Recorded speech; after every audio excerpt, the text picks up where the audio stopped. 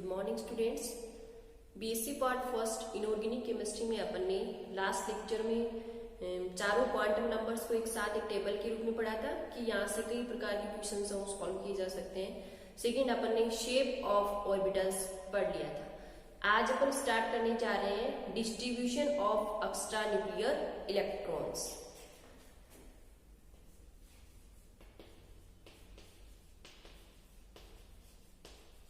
Distribution of extra nuclear electrons। Okay, कि किसी atom में नाभिक के चारों ओर जो इलेक्ट्रॉन्स होते हैं उनका उस एटम के ऑर्बिटल्स में किस प्रकार से डिस्ट्रीब्यूशन होता है ये अपन देखेंगे। तो देखो, इलेक्ट्रॉन्स के डिस्ट्रीब्यूशन का पता करने के लिए अपन कुछ प्रिंसिपल्स और रूल देखते हैं। इसमें सबसे पहले आता है अफरो प्रिंसिपल।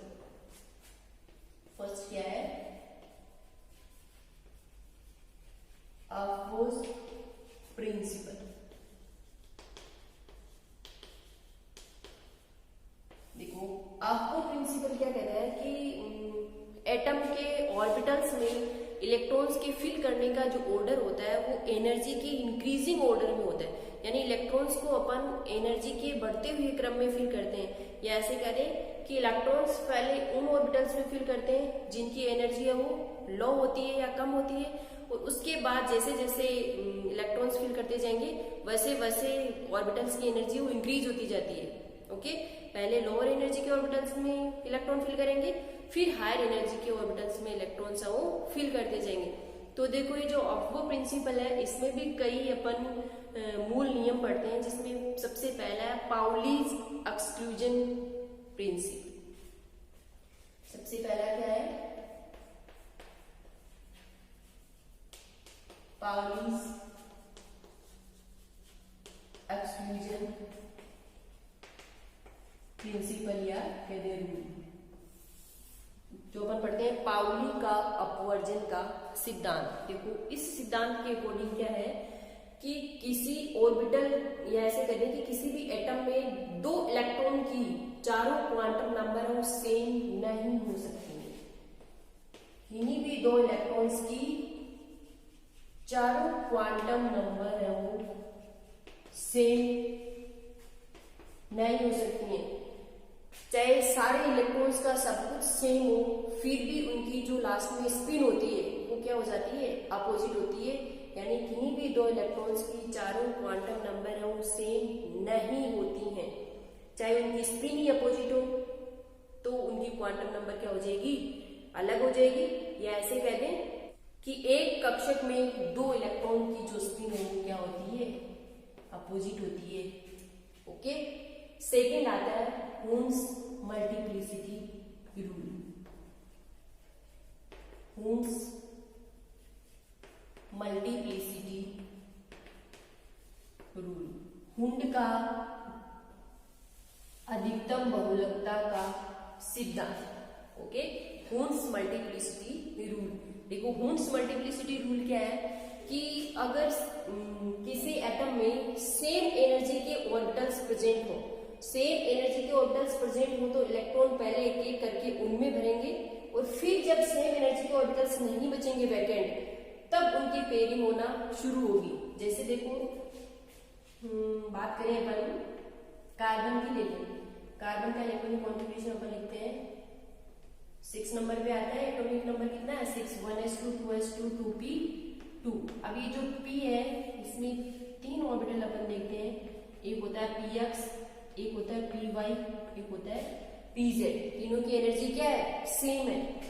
यानी पहले इलेक्ट्रॉन इसमें आएगा, पहला तो p2 है ना, तो आगे वाला 2 इसमें आएगा। अगर p3 होगा तो वो इसमें आएगा। अपन किसका देख रहे हैं? कार्बन का कितना है? p2। यानी पहला इलेक्ट्रॉन px में जाएगा, दूसरा py में जाएगा। ऐसे नहीं है कि फर्स्ट इलेक्ट्रॉन px में और सेकेंड ऐसे स्पिन उल्टा करके इसमें कर दिया px में। ऐसे नहीं होता है कि दोनों इलेक्ट्रॉन इसमें हो px में।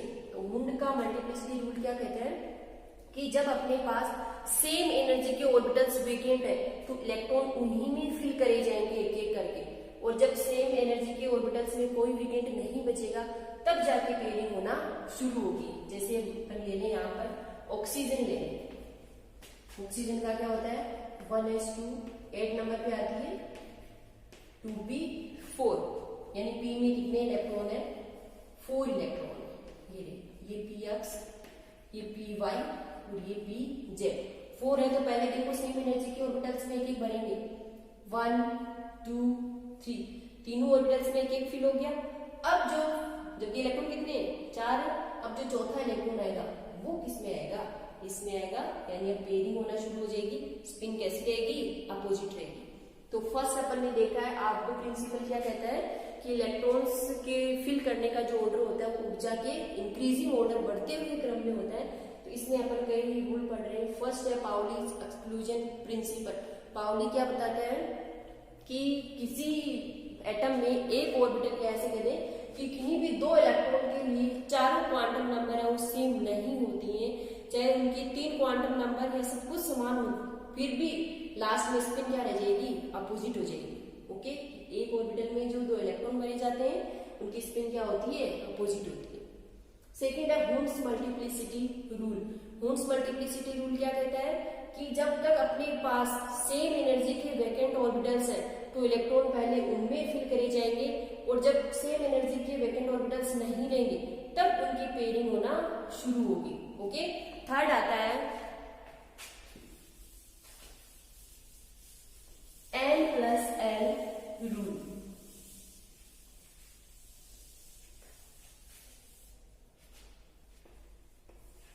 N+L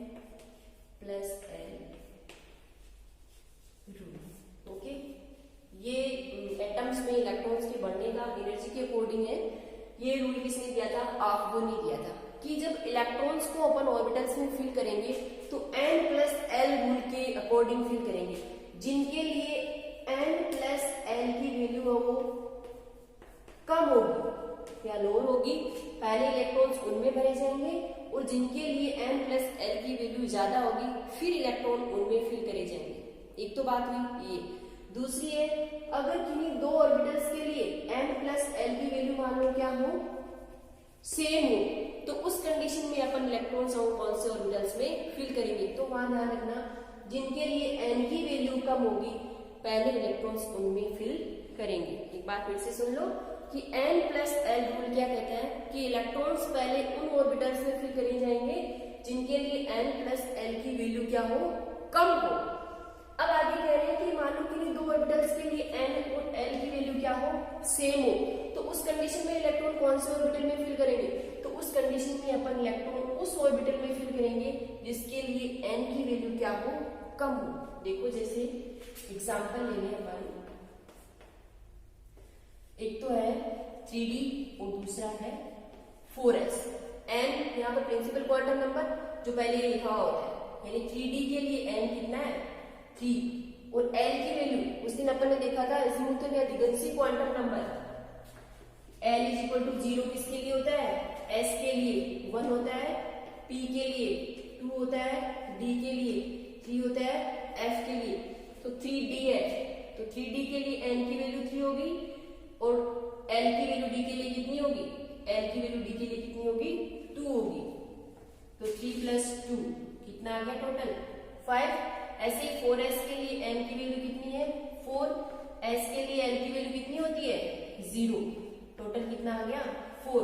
तो 3d और 4s इन दोनों में से N+L की वैल्यू कम किसके लिए है, 4s के लिए। इसके लिए देखो 4 ही है, जबकि इसके लिए कितनी है 5, यानी 3d और 4s में से इलेक्ट्रॉन पहले किस में भरे जाएंगे, 4s में भरे जाएंगे। ओके, सेकंड जैसे अपन एग्जांपल ले लें, एक है 3d और दूसरा है 4p। 3d और 4p इनमें देखेंगे N+L की वैल्यू, n की वैल्यू 3, d के लिए l की वैल्यू होती है 2, कितना हो गया 5। 4p के लिए n की वैल्यू कितनी 4, p के लिए l की वैल्यू कितनी होती है 1, कितना है 5। देखो दोनों के लिए N+L की वैल्यू क्या है, सेम है, दोनों के लिए कितनी कितनी है 5 है। तो अब इस कंडीशन में अपन इलेक्ट्रॉन्स कौन से ऑर्बिटल में फिल करें, जैसा अभी अपन ने बताया था कि जब n प्लस l की वैल्यू सेम हो तो अपन केवल किसकी वैल्यू देखेंगे, n की वैल्यू देखेंगे। जिस ऑर्बिटल के लिए n की वैल्यू कम होगी इलेक्ट्रॉन पहले उसमें फिल करेंगे। तो 3d और 4p में से n की वैल्यू कम किसके लिए है, 3d के लिए, देखो इसमें 3 है जबकि इसमें n की वैल्यू कितनी है 4, तो इलेक्ट्रॉन पहले किसमें भरेंगे 3d में। ओके, तो ये है इलेक्ट्रॉन्स के डिस्ट्रीब्यूशन के कुछ नियम जो अपने इलेक्ट्रॉनिक कॉन्फ़िगरेशन मैट्रिक्स में काम में आते हैं। ओके, अब अपन देखते हैं, देखो इलेक्ट्रॉनिक कॉन्फ़िगरेशन।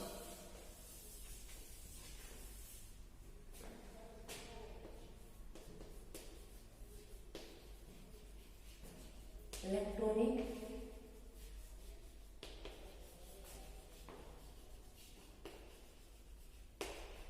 तो इलेक्ट्रॉनिक कॉन्फ़िगरेशन क्या होता है कि किसी एटम में जो इलेक्ट्रॉन्स होते हैं उन इलेक्ट्रॉन्स का उन ऑर्बिटल्स में जो डिस्ट्रीब्यूशन अरेंजमेंट है उसे ही अपन क्या कहते हैं, इलेक्ट्रॉनिक कॉन्फ़िगरेशन।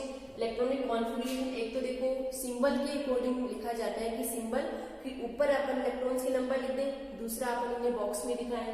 जैसे हाइड्रोजन होता है 1s1, हीलियम होता है 1s2, लिथियम होता है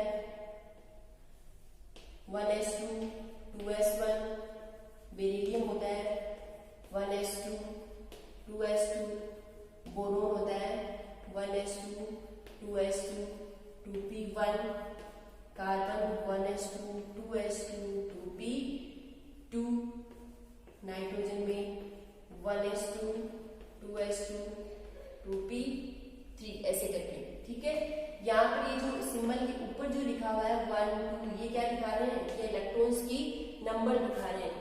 ऐसे अपन जानते हैं एक ही कक्षक होता है 1s2, यानी सेकेंड इलेक्ट्रॉन इसकी अपोजिट स्पिन में होगा। ये 1s में 2 है, 2s में 1 ही है, ये 1s में 2 है और 2s में कितने हैं 2 ही है, दोनों की स्पिन क्या है दूसरे से अपोजिट। ऐसे बोरोन में ये 1s2 है, ये 2s2 हो गया और ये हो गया 2p1। p में 3 होते हैं, px py और pz, ये सेम हो जाएगा। ये p2 है यानी एक y में आ जाएगा और यहाँ पर ये p3 है यानी px py और pz, तीनों में क्या रहेगा एक इलेक्ट्रॉन। फिर आगे ऑक्सीजन आएगा 2p4, तो यहाँ पर इलेक्ट्रॉन्स की पेयरिंग होना शुरू हो जाती। तो ऐसे करके अपन जो अपने एटम्स होते हैं, एलिमेंट्स, इनका इलेक्ट्रॉनिक कॉन्फ़िगरेशन है वो लिखते हैं। ओके, अब देखो ऐसे ही इलेक्ट्रॉन्स करके इसके बाद जैसे अपन बात करें एटॉमिक नंबर 18 पे, एटॉमिक नंबर 18 पे कौन आता है, ऑर्गन आता है। इसका इलेक्ट्रॉनिक कॉन्फ़िगरेशन देखो 1s2 2s2 2p6 3s2 3p6 हो गया 18 इलेक्ट्रॉन, 2 2 4 और 6 10 और 8 18, यानी होता है ऑर्गन का इलेक्ट्रॉनिक कॉन्फ़िगरेशन। यानी यहाँ तक 1s 2s 2p 3s और 3p कंप्लीटली फिल्ड है। इसके बाद कौन आता है 3d और फिर आता है 4s। 3 में 3 ही होते हैं जिनके क्वांटम नंबर 3 हो, वो प्रिंसिपल क्वांटम नंबर 3 हो, उसमें s p और d 3 आते हैं, यानी s और p तो आगे। इसके बाद कौन है d वेकेंट है और उसके बाद कौन आता है 4s। तो देखो आगे वाला इलेक्ट्रॉन, जैसे अपन बात करें पोटेशियम और फिर 20 पे आता है कैल्शियम, तो यहां तक तो इलेक्ट्रॉनिक कॉन्फ़िगरेशन है वो सेम रहेगा 18 तक। तो पोटेशियम में एक इलेक्ट्रॉन ज्यादा है ऑर्गन से। अब ये इलेक्ट्रॉन हो 3d में आए या फिर 4s में आए, तो देखो 3d की एनर्जी और 4s की एनर्जी अपन देखते हैं n+l रूल से। 3d के लिए n 3, l की वैल्यू 2 कितना 5, 4s के लिए n की वैल्यू 4, s के लिए l की वैल्यू कितनी 0, कितना है 4, n+l की वैल्यू कम किसके लिए 4s के लिए, यानी 4s की एनर्जी है वो 3d से क्या होगी कम होगी, इसलिए इलेक्ट्रॉन है वो पहले किसमें जाएगा 3s2 3p6, इसमें आएगा 4s1। फिर यहाँ पर कैल्शियम में 4s2। ओके, फिर आता है 21 नंबर पे स्कैंडियम,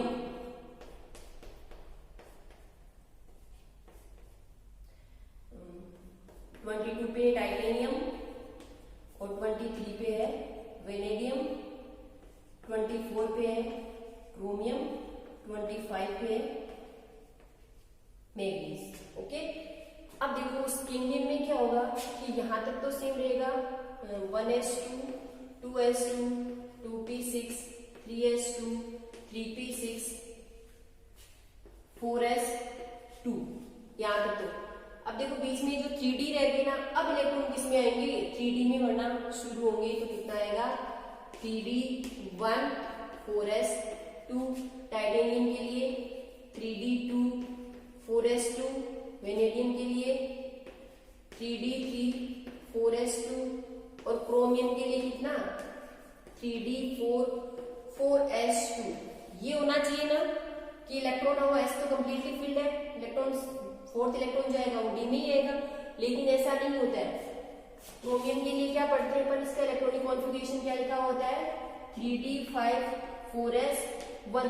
ये इसका स्टेबल कॉन्फ़िगरेशन होता है। क्यों? क्योंकि ये क्या है, यहाँ पर हाफ फील्ड कॉन्फ़िगरेशन है, और हाफ फील्ड और कंप्लीटली या फुल फील्ड कॉन्फ़िगरेशन है वो जो आंशिक ब्रेव इलेक्ट्रॉनिक कॉन्फ़िगरेशन है उसकी बजाय क्या होता है, स्टेबल होता है।